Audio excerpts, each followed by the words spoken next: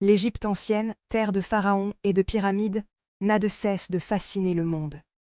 Depuis des siècles, cette civilisation énigmatique attire les chercheurs, les historiens et les curieux.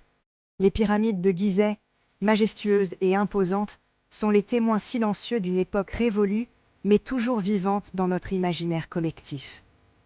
Sa civilisation, vieille de plusieurs millénaires, a laissé une trace indélébile sur l'histoire. Les tombeaux des pharaons, les temples dédiés aux dieux et les ruines qui parsèment le désert sont autant de vestiges qui racontent l'histoire d'un peuple ingénieux et résilient. Chaque pierre, chaque inscription, chaque artefact est une fenêtre ouverte sur un passé glorieux. Des monuments grandioses aux hiéroglyphes énigmatiques, l'Égypte antique nous livre peu à peu ses secrets. Les hiéroglyphes, ces mystérieux symboles gravés dans la pierre, sont autant de messages laissés par une civilisation qui cherchait à communiquer avec les dieux et à immortaliser ses exploits.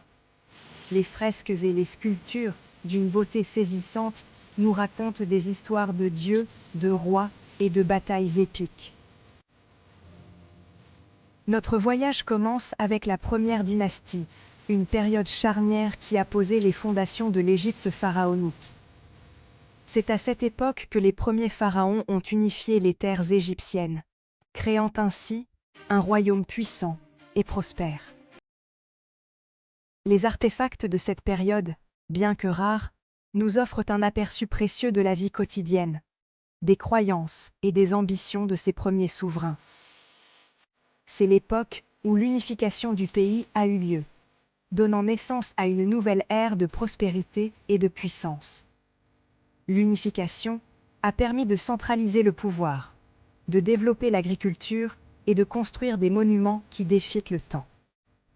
Cette période de stabilité a été le terreau fertile sur lequel s'est épanouie l'une des civilisations les plus brillantes de l'histoire. Plongeons ensemble dans cette époque reculée de la première dynastie et levons le voile sur ses mystères. Découvrons les secrets des premiers pharaons, les défis qu'ils ont relevés et les héritages qu'ils ont laissés. Ensemble, explorons les racines de cette civilisation fascinante et comprenons comment elle a pu influencer le monde pendant des millénaires. Autour de 3200 ans avant Jésus-Christ, l'Égypte était divisée en deux royaumes, la Haute-Égypte au sud et la Basse-Égypte au nord. Ces deux entités, bien que distinctes, partageaient des liens culturels étroits. L'unification de ces deux royaumes marque un tournant majeur dans l'histoire égyptienne. C'est la naissance de la première dynastie, une période de transition et de transformation profonde. L'Égypte entre alors dans une nouvelle ère, celle des pharaons et d'un pouvoir centralisé. Le personnage central de cette unification est le roi Narmer. Considéré comme le fondateur de la première dynastie, il est une figure emblématique de l'Égypte ancienne. La palette de Narmer, découverte à Hiérakonpolis, représente le roi unifiant les deux royaumes. Ce chef guerrier, portant la couronne blanche de la Haute-Égypte et la couronne rouge de la Basse-Égypte, symbolise la fusion des deux terres. Narmer établit sa capitale à Memphis, un emplacement stratégique entre le nord et le sud. L'unification de l'Égypte n'a pas été un événement soudain. Elle est le fruit d'un processus long et complexe, marqué par des alliances, des conflits et des négociations. Narmer, grâce à ses victoires militaires et à son habileté politique, a réussi à unifier le pays. Cette unification a eu un impact considérable sur l'organisation politique, sociale et économique de l'Égypte. Elle a jeté les bases d'un État fort et centralisé.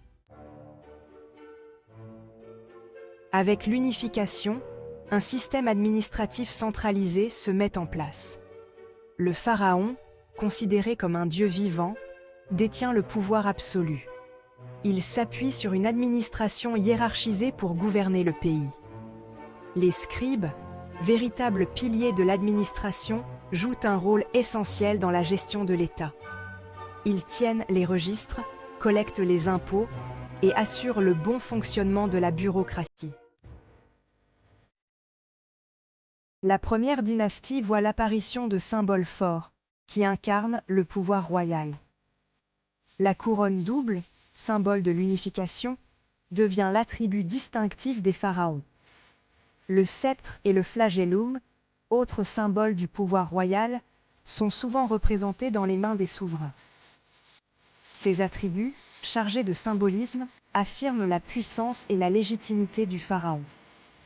Ils contribuent à asseoir l'autorité du souverain sur tout le pays. La vie quotidienne dans l'Égypte de la première dynastie est rythmée par les crues du Nil. L'agriculture, principale activité économique, dépend entièrement de ce fleuve nourricier. Les paysans cultivent le blé, l'orge et le lin. Ils élèvent également du bétail et pratiquent la pêche. La vie sociale est organisée autour de la famille et du village.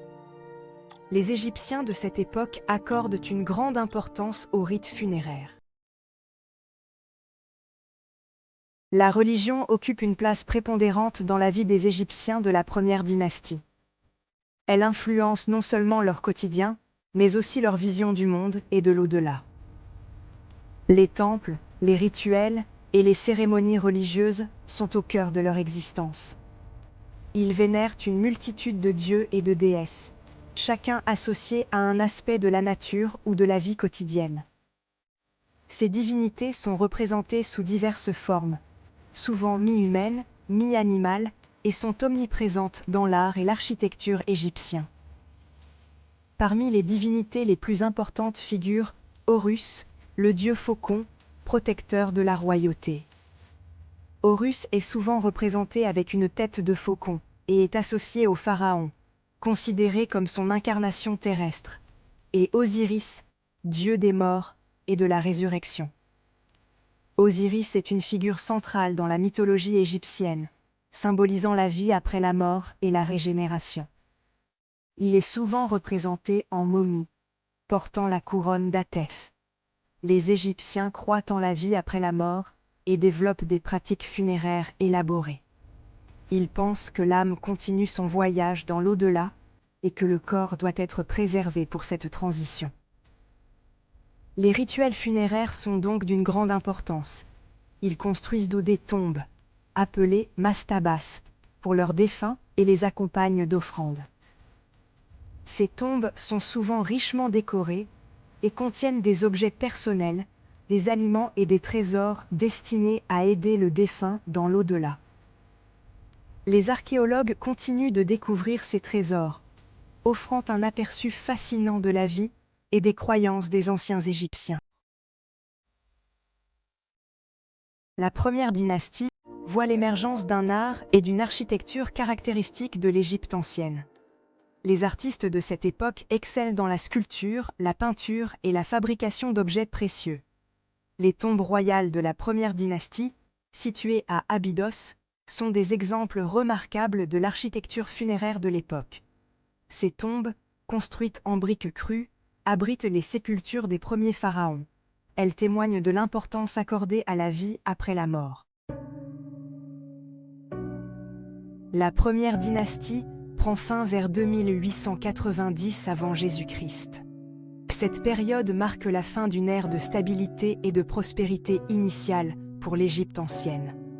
Les raisons de son effondrement restent floues, mais des luttes de pouvoir interne et des rivalités entre les différentes régions d'Égypte pourraient avoir joué un rôle. Les archives historiques et les inscriptions hiéroglyphiques suggèrent des conflits entre les nobles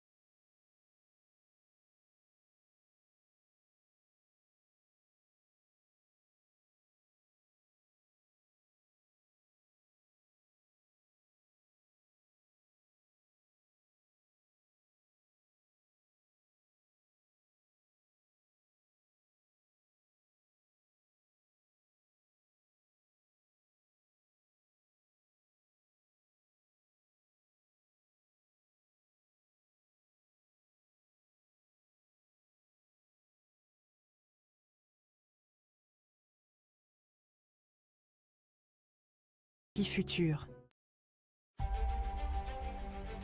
La première dynastie a eu un impact profond sur l'histoire de l'Égypte ancienne. Elle a jeté les bases d'une civilisation brillante qui allait durer plus de 3 millénaires. L'unification du pays, la mise en place d'un système administratif centralisé, la naissance d'un art et d'une architecture caractéristiques, autant d'éléments qui ont façonné l'Égypte pharaonique. La première dynastie, période fondatrice, a ouvert la voie à l'âge d'or de l'Égypte ancienne.